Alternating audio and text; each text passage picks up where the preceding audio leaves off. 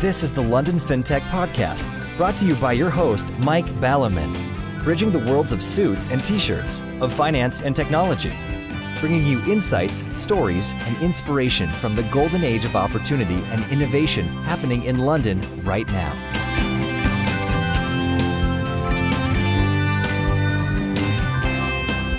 Hi, this is Mike Ballerman, and this is the London Fintech Podcast, episode 204, brought to you in association with Smart and thelistedboard.com.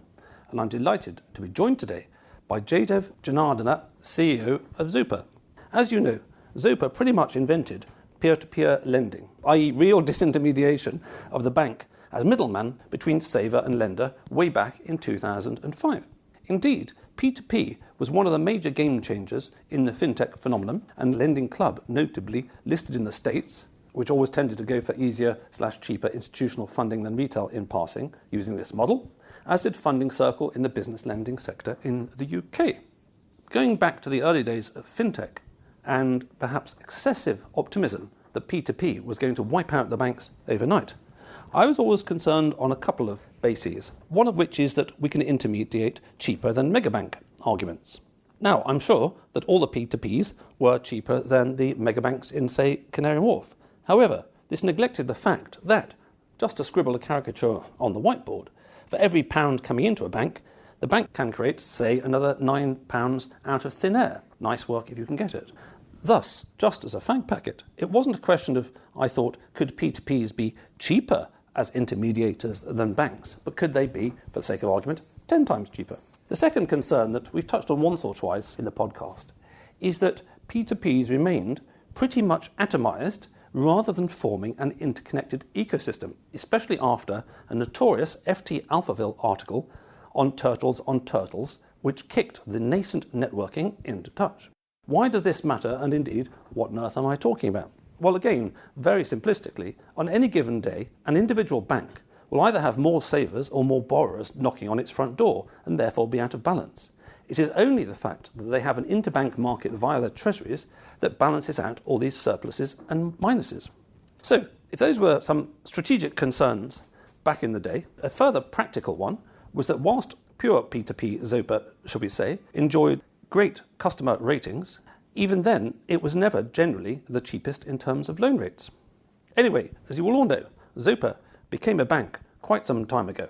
So who better than Jaidev, who oversaw that transformation, to give us the long, nearly 20 years whole arc of fintech as it relates to borrowing lending? How does Jaidev see the lessons of a decade or so of peer-to-peer, especially now from the perspective of understanding both sides of the equation, i.e. strengths and weaknesses of peer-to-peer and strengths and weaknesses of bank? Importantly, with those lessons in mind, what does this say about the future trajectory over, say, the next 5 to 10 years of fintech or banking as a whole? Plenty to talk about, so let's get on with the show. Good morning, Jaidev. Thank you for joining me on the show today. Thank you for having me. And just to kick off the show, I'd like to thank you and tease you respectively. I'd like to thank you because since I last came to Zopa, you very kindly moved extremely near to London Bridge Station, which made my commute not far. You're on the Cotton Centre, which is just south of the River Thames, literally next to London Bridge for people who don't know London. And then in terms of teasing you, I liked the fact that it's very much back to the future, in that I arrived here at about 11:15 and you arrived about 5 minutes later, which definitely pleased me, because one of the problems, as I see it, of the 21st century is that everybody works far too much. But you reminded me about the old anecdote of domestic banking in Claremont Bents in the 70s, which was even before my time, where the hours were 10 o'clock in the morning to 4 o'clock in the afternoon. Probably with a champagne lunch thrown in the middle. Well, I was about to say, and a crisis in domestic banking was when the sherry ran out yes. in the morning. Yeah. So, yes, I congratulate you on setting a very good example of a work-life balance and just popping in for a sort of couple of hours, and hopefully your sherry won't run out. Brilliant. I mean, I do hope my days one day turn out to be like that. But right now, it's a bit busier than it seems. Well, maybe you were coming in from a meeting after all. Indeed. And yeah. In terms of your deep interest, shall we say, in lending and borrowing, you were telling me that, amazingly enough, this goes back to your childhood, and not necessarily from the perspective of being the kind of bizarre 5-year-old that likes reading books on banking credit. Yeah, this is correct. I mean, It so happens that I accidentally landed myself in consumer lending about 20 years ago. But my experiences with credit, both positive and negative, actually go back a bit longer. Just as I was entering the tumultuous teenage age, out of childhood into an adolescent, my father decided it's enough time for him doing a predictable government job and wanted to be an entrepreneur. Well, let's just say things didn't quite go to plan. And in India at that time, which is where I grew up, the idea of unsecured borrowing for individuals or businesses didn't quite exist as a concept. Thus, we as a family and he personally got exposed to, let's say, some of the more loan sharky elements of things. And that was a tough experience as a teenage boy growing up. But also on the flip side, actually getting some credit, mostly from kind of friends and family and relatives, to be able to complete my education was incredibly enabling. It kind of enabled me to kind of build a career, travel the world, be in London and so on. So I have seen actually the both sides of credit, the good it can do, and when not done properly, the stress it can create for people. So thus, when I kind of started my career in consumer lending, that's something that I keep in mind all the time in terms of what would it feel to be as a customer on the other end? Yes, that must have been a painful experience all round, but as you say, it does give you a very different feel from the average CEO in fintech about what it's like to be on the other side of the equation. Yes, because having seen that more from the sort of the banker's side, the perspective myself, you've got these nice/good people who repay you on time and don't cause any fuss. And then you've got these annoying/bad people who don't. And that's the kind of administrative perspective from managing a loan portfolio. But from the other side of the equation, you've got human beings who are going through all sorts of shit like that. And what is true is that I think, at least in my experience of lending, both in the US and here, a vast majority of the people who are not able to pay back are not because they're not willing to pay back, just because they're not able to. And a lot of that time just because of circumstances outside their control. And for me, there was a kind of almost a unwelcome refresher of this back in 2009 and 2010 when I was working in the UK business for Capital One. And I was responsible for what was called arrears management. And part of the job, and I think I made sure, was all of us actually listened to a few calls that people were having with our customers to really understand what was actually going there. And that was that's something that we continue to do even today, where as a leadership team, every month we would listen to a few phone calls, and I make sure that my operations directors pick some harder calls to listen to, where we haven't quite done what we think we should be doing. Yes, well, that's a brilliant story and very moving. You've got, as we're about to hear, plenty of experience of financial services, and as listeners will know, there's a great tendency for financial services to become about numbers. Yes. Because it is, the numbers matter. Yeah. And to become about computers, and all this kind of stuff, and to forget that actually it's about human beings. And one of the interesting things about, it's a big tangent, so we won't go down this hole, but one of the interesting things about debt forgiveness and all this kind of stuff about in countries and all this is that, and there's a lot of work being done on this actually in terms of the moral perspective, anthropologically, of borrower and lender. Right. Are seen very differently in different cultures. Yes. So over here, for example, a couple of 100 years ago, you could have ended up in debtor's prison, which wasn't a good place to be if you didn't repay your debts. Right, yeah. So the moral fault was seen as being on the borrower. Yeah. However, there are other countries where the moral fault is seen as the lender. And so, for example, in Islam, you have the concept of usury, as you did in the Catholic Church for quite a long time as well. And there, it was seen that the lender could be morally at fault. So these things really vary sort of culturally. And I think we are getting to somewhere in the middle, which is often where the right answer is, where if you look at, say, the UK and the concept of responsible lending and the responsibilities we as lenders have to make sure that before we make a lending decision, understand whether the borrower would be in kind of financial detriment or not. And of course, that's a probabilistic-based decision, but there is that responsibility on us, matched by the fact that the borrower, within reason, should do what is affordable for them to pay back. So we're finding a right balance there, hopefully. Yes, quite. Unlike, and we will not go down this rabbit hole, unlike the UK government, which managed to create tens of billions of pounds of fraud, which was entirely foreseeable beforehand, but let's gloss over that one. Right, okay, so then were you like the kind of kid whose parents, shall we say, get cancer, and then you just go, oh God, I'm going to be a doctor when I grow up and stop this kind of thing, in terms of having seen the problems that financial services can cause for people? Or was it literally just sort of, it went into the back of your mind, you half forgot about it, you got some job and another job, and then before you know it, you ended up doing the banking thing? Yeah, so I was definitely not the kid who said I will be a doctor and save the world, or in this case, I'll be a banker and save the world. No, that was not my intention.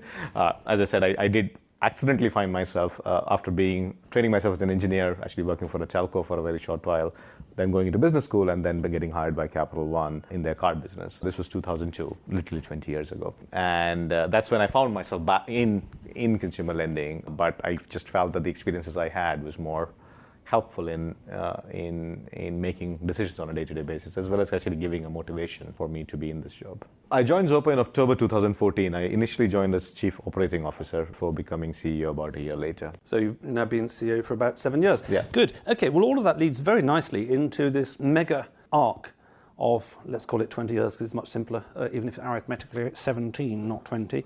This 20-year arc of fintech, Zopa's seminal part of forming what became known as fintech quite a few years after Zopa had started, along with perhaps a few FX players. All of that arc to where you are now. So let's just go back 20 years. In 2002, as you say, you joined Capital One. When do you think you personally became aware of peer-to-peer or fintech or funny stuff like that? I mean, I certainly wasn't aware in 2005, not in a million years, would I have known who Zopa was or what fintech was. And the word fintech didn't exist for many years anyway. I would say, I first became aware of peer-to-peer lending probably in 2007 or 2008. And I think this was when Lending Club had just been born and so on. So that was the first time I heard about it.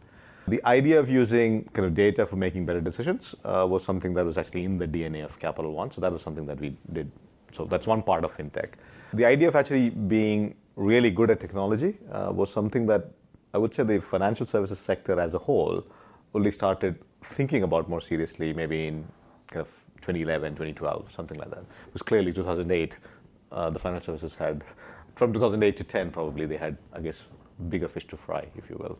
And then when you heard about P2P and sort of, read an article on the internet or spoke to somebody who was in it or something and started to scratch your head, what were your reactions? I mean, I've mentioned, a couple of my big picture ones up front, which is, yes, I was sure that Zopa rates at a funding circle could intermediate cheaper than HSBC or Citigroup because their cost base could be much lower, and I was sure that maybe they could be better at tech because they haven't got all the legacy stuff. But I was unsure about this sort of money multiplier. I was unsure about the simplistic thing that if we're cheaper, we're going to wipe the banks out of existence, a kind of argument. And I caricature it just to take it simple here, firstly. And then the second thing about P2P always lacked an interbank market.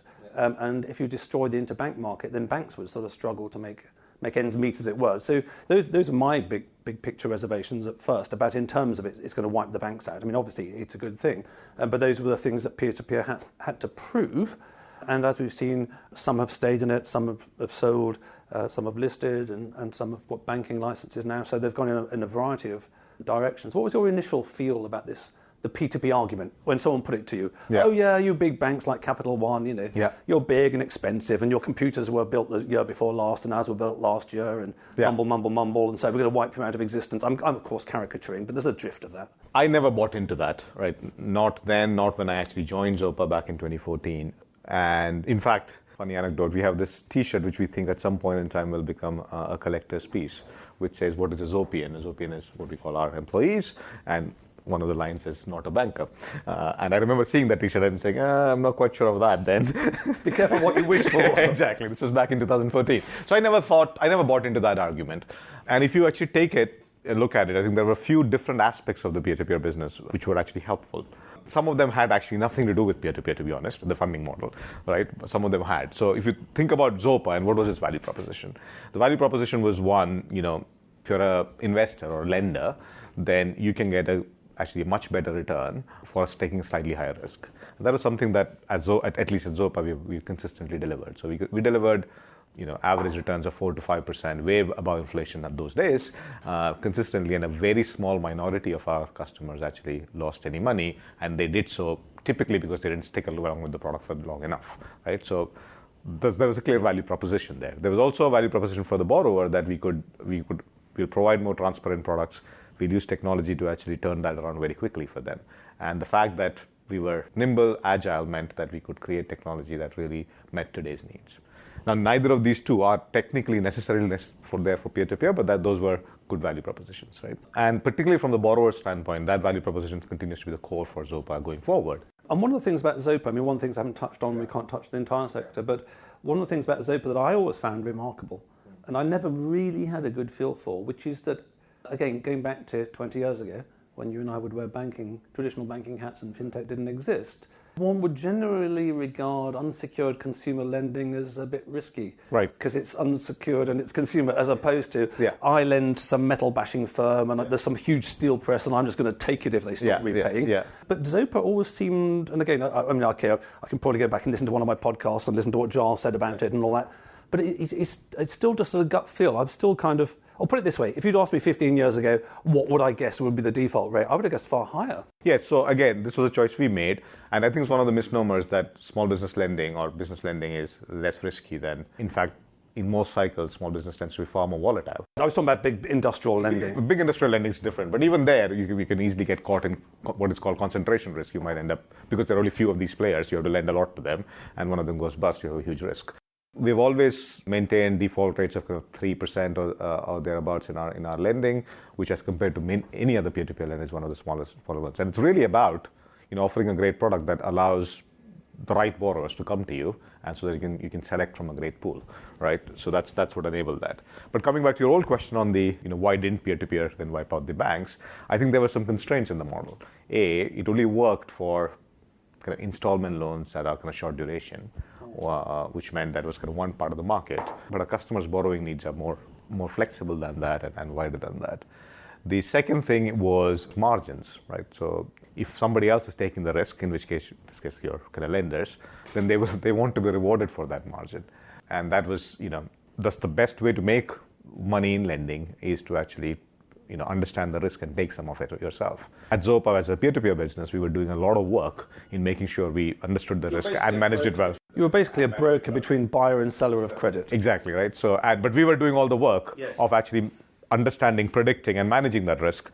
And taking the reputational risk. As so well. You're a broker. Yeah. How can I put this? It's a silly example, but most of my examples always are. Let's say you're a supermarket and you're selling loads of fish. Yeah. And somebody supplies you with a fish and somebody buys it. Yeah. But you're not eating your own fish, so you're not taking the risk of getting ill. Yeah. And then you're buying all these fish and you're spending lots of time, getting the right ones, and then suddenly a whole bunch of 10% of your customers are knocking on the front door saying, this fish has made us ill for a month. Yeah. So you're not actually taking the risk, but you're doing all the working, checking, but also you've got all the downside if it goes wrong at that end. Correct. So reputational downside for sure. So there was just not enough margin in the business for a standalone thing.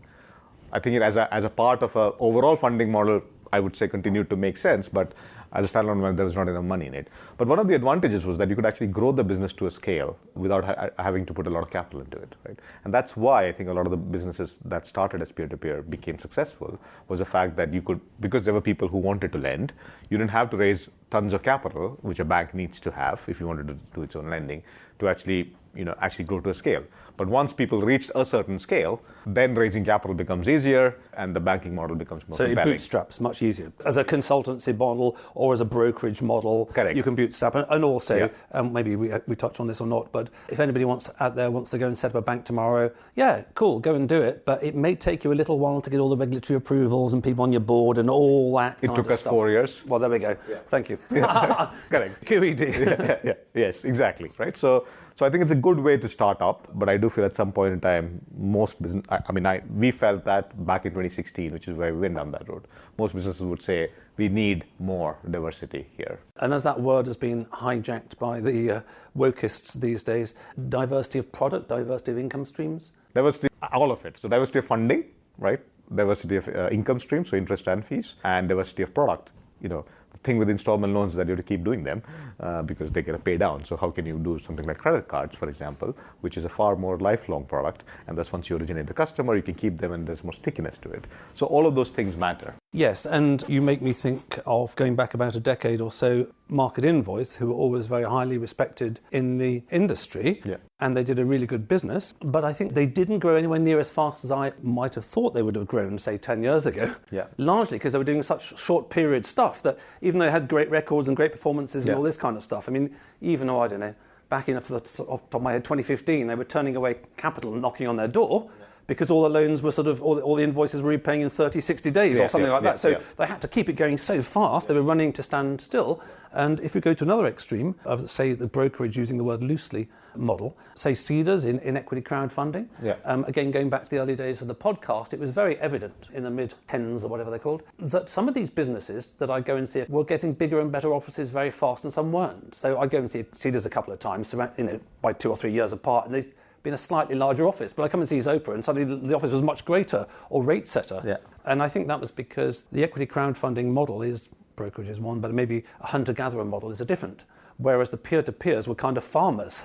So when you've got sort of assets under management, not the right phrase, but never mind, it is like having more and more land. Correct. And the land has got a certain yield. Yes. And so, after a while, you've got 400 acres. Yes. And it's, you're getting so many crops per acre. As opposed to an equity crowdfunder, hey, we've shot this deer. Right, anybody want to buy a deer? Right, okay, oh, that's gone. Okay, we're going to go and find something else and shoot it. Yes. So I think there is some farming, if you want, in the peer-to-peer business, but I would say, and a lot more than crowdfunding, but not enough as there is in banking. So in terms of then the phase change that you guys went through at Zopa, obviously there was a lot of publicity and articles around the time about, Zopa's changing to the bank, because this is a huge thing. And given the landmark position of Zopa, I mean, I have to say that my sort of emotional reaction was sort of one of sadness, really, because notwithstanding the fact that I'd come from a sort of very solid banking background and gone, hey, look, I want all you guys to do really well because I'll have someone to talk to in my podcast. If you all go bust, I'll have to sort of get a proper job again or something like that. But actually, I really wanted all these guys to succeed, and some of them have, and some of them are still going. But so I think it was a bit sort of sad. I thought that, Zopa's sort of moving on. Maybe it's part of evolution. It's part of life. It's like you go through your teenagers you're talking about, and things change all the time. So looking back on that phase change at the time, how do you think it was sort of seen and received, and what do you think people got right or didn't get right in terms of perceiving Zopa, that now in 2022 you go, well, look, it's not just me coming up with some hypotheses that, hey guys, look, honestly, as you will have to have done to your board, no doubt, hey, look, honestly, I think this is a really good thing to do. And they're listening to you, and obviously in the end they did listen to you, and you've executed on it really well, but there was no proof. It was your view, and you've implemented it, and it's worked. You can explain what that means worked later. 7 years on, you talk to the board, none of them need persuading that this is a good thing. So how do you look back on that period yourself? So, I mean, for us, it was a period of excitement. There was a period of sadness more recently when we decided to actually exit peer-to-peer, and we can come back to that later. But for us, actually going into banking was a period of excitement, because fundamentally when we looked at our business, we said, we really have figured out how to attract great customers, figure out whom to lend to, and really service them well. But being in peer-to-peer, we are kind of constraining ourselves to a narrow installment loan business. And by getting into banking, we can actually widen that product offering, introduce credit cards, introduce car finance, offer savings to our investors, and offer much better returns on their savings. Is this kind of one of the things we haven't touched on? Sorry, don't interrupt, but is this a kind of a marketing-y thing, which is the cost of customer acquisition is so high that if you spend ages chasing a customer and you sell them one thing once, as opposed to you've got a customer and you've sold them a blue pen, and then later you sell them a green pen, and then you sell them a pad of paper, and then you sell them a watch, and and they trust you, and therefore it's easier to sell the next marginal product. We've been very disciplined with our cost to acquisition. So all our products have typically had single-digit month paybacks. So that it's not quite that. It's more that there are all these needs. So there's an opportunity that I have the customer already, and I could offer them something else. That's one part of the equation. But the other part of the equation is that sometimes a customer out there is looking for a loan. Sometimes they're looking not for a loan, but a credit card, right? And if they're looking and they're looking in similar places, and I'm there, but I cannot give that to them, then it seems like a wasted opportunity. So that is what I think. So by doing that, you effectively. It's less about getting more of our customers, which also is, I think, part of the equation. But the bigger equation is that you actually triple your target addressable market. The installment loans business, which is what peer-to-peer was all about, is about 50 billion. By installment loans, for listeners who aren't familiar with that phrase, it means, you borrow 5,000, you pay 500 over a period of time every month back, and thus you repay your loan, right? So that's simple. The things that we were interested in were specifically car finance, which there were some regulatory issues with doing that with a peer-to-peer structure, and credit cards. And we thought all of that can be done better with a bank license. And that meant that we could be going after a 150, 160 billion market instead of 50 billion market. But the other things that we talked about was also important, right? Which was kind of diversity of income and making sure that you're moving more to become a farmer. So once I give a loan as a bank, I'm making interest revenue over the life of that loan rather than just a big kind of upfront fee and a smaller servicing fee later. So those were the things. So for us, it was a period of excitement. It did require us a reasonable amount of time to explain because we were actually, if not the first, one of the first to go down this path. I remember having conversations with some of my US counterparts where they said, why are you doing this?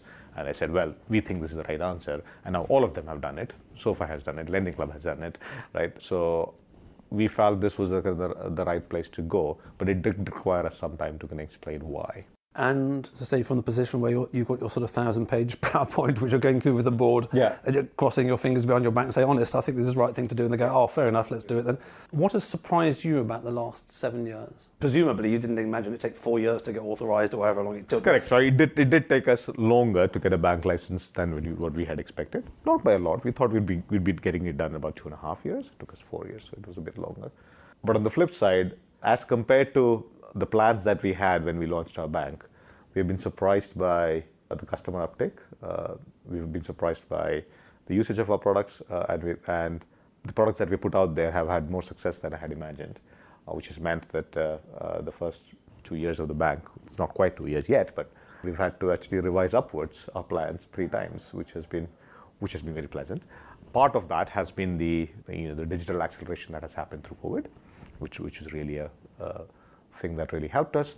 The other part was, I think, a validation in some of the products. We did do a lot of thinking around what does the customer want and how do we use technology to solve it. And I think the times are such that our products have far more relevance today.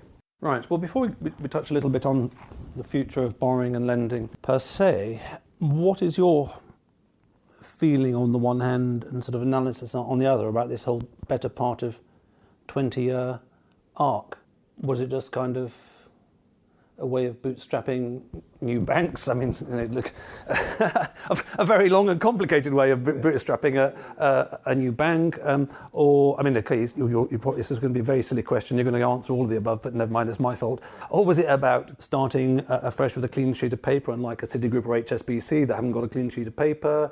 Was it about understanding technology or being closer to the customers or the digital world? I mean, I'm sure all these things swirl around, but maybe if I reframe that as what's uppermost in your mind when you look back on 20 years, well, let's say 20 years ago, you and I never heard of peer-to-peer, and actually 20 years ago, Zopa hadn't heard of peer-to-peer because there was no Zopa. So I would come back to that. So I think it was with great sadness that we exited the retail peer-to-peer business. We exited it actually back end of last year. And I think that came about not because of the fact that we felt that the peer-to-peer business as it existed didn't have value, but the fact that because it was easy to start, as I said, it didn't require that much capital, because potentially regulation was lighter. There was an explosion of peer-to-peer models, and some of them didn't have the same discipline in terms of lending. Some of them were outright fraud, where they were taking investors' money and just putting them in their pocket. Some of them were not diversifying people's loans that much. That means if there were 1 or 2 failures, people had a huge loss. And as a result, there were a few platform failures which really hurt customer trust in the industry. Right? It also meant that regulators had to really tighten almost the onboarding.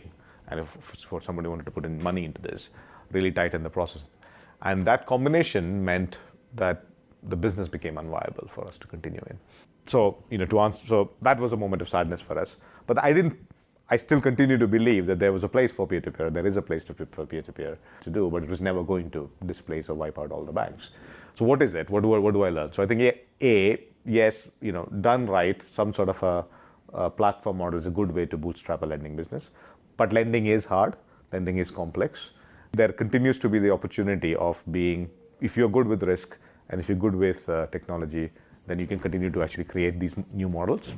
But ultimately, for you to succeed, I do feel that one of the learnings from this 20 years is that you need more skin in the game. You need more skin in the game than a peer-to-peer business, because I think it is important that's the only way you'll make a reasonable return. If it's others who are always taking the risk and all you're doing is managing, then in an efficient market, you're not going to make enough return to create an attractive and sustainable business. Because the cost of the whole intermediation process, even if you take no risk as you guys, well, you took reputational risk, but no capital risk, as it were, the cost of the process and the cost of the credit analysis and the cost of chasing up the bad debts and the cost of the cost of the cost of the cost of, as bankers know, is quite a lot. It's enough to make you can make enough margin to make a profit, but it's never going to be incredibly exciting.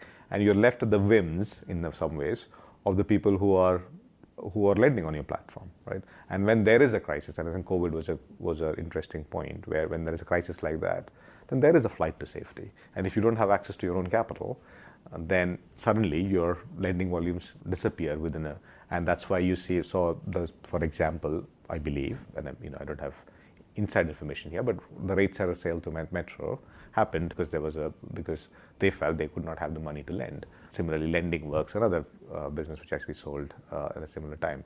And effectively, that crisis of COVID meant that most pure peer-to-peer players, with the exception of Funding Circle, either went away from the business model or ended up actually selling to banks. Yes, it's an interesting question about Funding Circle. I mean, one of the massive changes of Funding Circle, which has maybe made it easier for it to carry on, not that its share price has been stellar performance, has been the whole government, or whatever these COVID-y, loany, mumbly things, that there is kind of like free business coming through the front door. But okay, then just to wrap up this, because it's been a very interesting arc, and it's been a great pleasure for me to hear you, as somebody who's bridged the worlds from P2P didn't exist to P2P existed and you and I didn't know what it was, to we heard of it and thought, oh, that's a bit odd, and maybe this and maybe that, and then you join, as you say, by COO, and then you go through the phase change, and then the COVID comes, and all these kind of things come, and as we've touched on once or twice in the podcast this year, who knows, in bloody 5 years' time I could be back and it could all be sort of, CBDCs and money's disappeared and changed, and we're going, oh God,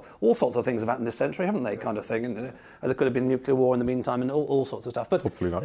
Hopefully not. We don't have a contingency plan for nuclear war, actually. I thought, well, these days, risks management, need all these things. But let's just sort of wrap up this sort of topic-y bit with inverting the whole thing. So we've been talking about a journey and how things have changed, and they certainly have changed. But isn't there not a perspective? Let's not say 20 years or in 2005, because it was a startup then, no one knew what it was. But let's say a decade ago, to 2012. Is there a way in which Zopa in 2022 is kind of similar to Zopa in 2012. It's a digital business. Yeah. It's serving borrowers and lenders. Yeah. The fact that, shall we say, the internal combustion engine has changed from a sort of a rotary Wankel engine into a six-cylinder engine is kind of interesting to nerds, finance nerds like you and I. Yeah. But from the outside, 10 years ago, I'd have gone to Zopa and went, I need money, please, thank you very much, to buy a car or to buy a multi-hull catamaran these days. Or I go and say, hey, I've got loads of money, I want to invest it in something different. I mean, that bit hasn't really changed, has it? So, I would think the philosophy has remained very, very consistent, right? We felt borrowers could get better deals, and we can offer them more transparent, done digitally very quickly. And we continue to focus on that. Installment loans still is our biggest business. Credit cards might overtake that by number of customers in the next 2-3 months, but it's all about, you have a borrowing need, how do I meet that responsibly? In fact, one of our most recent launch, which we have just done, I think this week, is a debt consolidation calculator that allows you very seamlessly in our app to compare the costs of your existing debt, which we can make that easy to actually present and for you, and offer, if possible, the cheaper options at Zopa. And in testing, we've seen that the average customer tends to save about £300 in interest if they choose that debt. So that's the idea is, how do I provide you more responsible and a more affordable way to borrow? And on the other side, there's billions of pounds of money sitting in what we call zombie current accounts, earning you nothing, and how can you give you a more compelling return? Earlier, it was peer-to-peer investments. Today, our savings, be that for fixed-term savings, if you want to put the money for some time, or easy access savings, are some of the most competitive rates out there. So if you want to earn better return on your savings, then Zopa is still the place to come to. So that basic offering hasn't changed. Our commitment to customer centricity hasn't changed. And I think in today's world, where I think we are looking into we are living through a cost of living crisis, responsible, affordable credit and better returns on savings is something the customers are really after. And we will continue to meet that need. So that hasn't changed. What has changed is earlier, we were directly connecting these two. Now we have something else in the middle. Yes, it reminds me of the fact that the answer to most things, most compare and contrast, is on the one hand, on the other hand. So there's this thing about, are a circle and a square the same or different? Most people say they're different, because the square's got pointy bits and the circle doesn't. However, if you draw a circle on one sheet of paper and a square on another, there's still a continuous line that divides the page into an inside and outside. So there's always the same and different. Yeah. And so I think the one thing that I've got out of this, a good feel, thank you, Jaidev, is that the idea that, Zopa used to be peer-to-peer and now it's a bank is completely changed. Yeah. It's only one aspect of how the engine has changed inside, whereas all the other stuff, how to use technology, how to use digital, how to be nice to your customers, how to be nice to your lenders, and all that kind of stuff is continuing relatively seamlessly. And the fact that you've got a little, Treasury Department in the middle that's part of the interbank market, that's for sort of techies, FS techies like you and I. Yeah, so if you are looking for something that's a good and a better way of borrowing or better returns on money that's sitting around, then Zopa is still the place to come. The model is different. Great. So before we wrap up the show, I'd like to thank all you listeners out there and my brand partners for the podcast. Smart is transforming pensions and retirement worldwide. Their leading-edge retirement tech platform propelled them to success in the UK. Now they're operating on 4 continents and working with partners like Zurich and JP Morgan. Find out more at www.smart.co.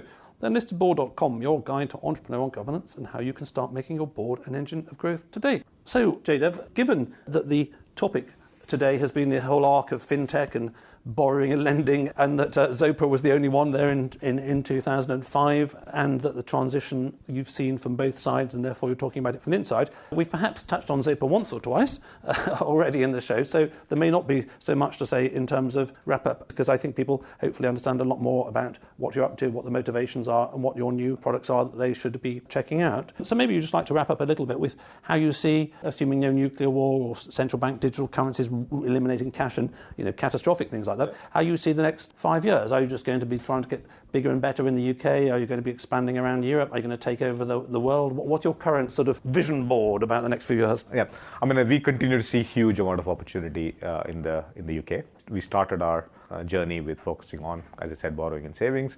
We feel that's even more important given the current economic environment, high inflation rates, incredibly non-compelling savings rates that are given by banks. So I think there's a huge amount of opportunity. And so I see it's more likely that we will be diversifying our products even further, continuing to be focusing on the borrowing and savings needs of our customers. Things that excite us are electric vehicles, for example.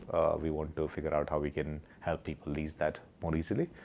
So I feel in the coming years, customers will still need to borrow, and we can be a responsible alternative for that, be that to get them a new car, lease the new car, find a way to lower their cost of debt. And that will be continuing to our focus.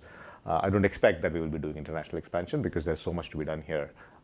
And we see so much growth in front of us that I think that's where our focus will be. Excellent. Well, that's a very nice follow-on from the previous episode, Fintech in Scandinavia, where we spoke about the 2-century background to technology in Scandinavia as a whole, from coming from a very sort of poor place that decided it needed sort of industrialization and technology to stop its people being poor, and it's very successful, and that's led into technology. And their perception that being small markets, it's a real advantage because they can test it, and then they have to expand because there's nowhere to go. And the point that the opposite extreme, in an American empire, America's been selling everybody Coca-Cola since World War II, and that the UK is somewhere in the middle, and it's actually such a large market that it takes you quite a long time to sort of, shall we say, reach the limits of it, so there isn't such pressure on expansion.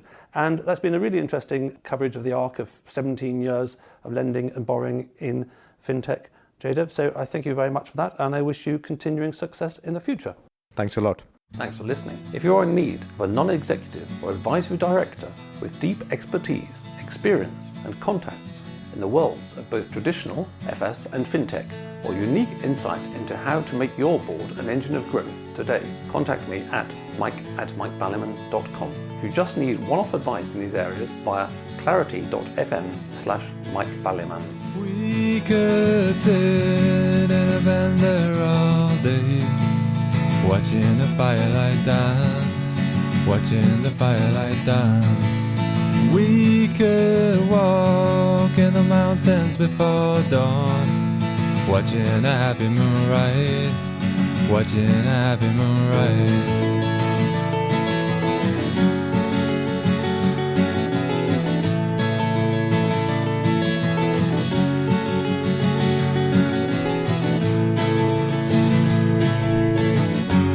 Come away from the city with the time I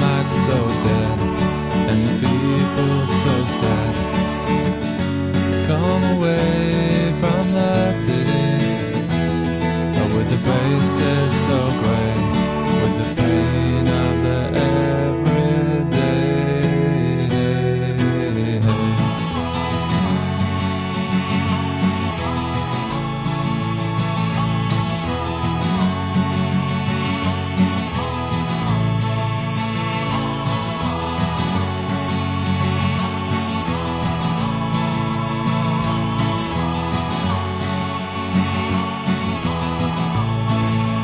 We are wild like the mountains and the trees. Can you see what I mean? Can you see what I mean? We fit in between the earth and the sky. Kiss the city goodbye. Wave the city goodbye. Wave the city goodbye. Wave the city goodbye. Watch the firelight dance with me. Watch the firelight dance with me. Watch the firelight dance with me. Watch the firelight dance with me. Watch the firelight dance with me. Watch the firelight dance with me. Watch the firelight dance with me.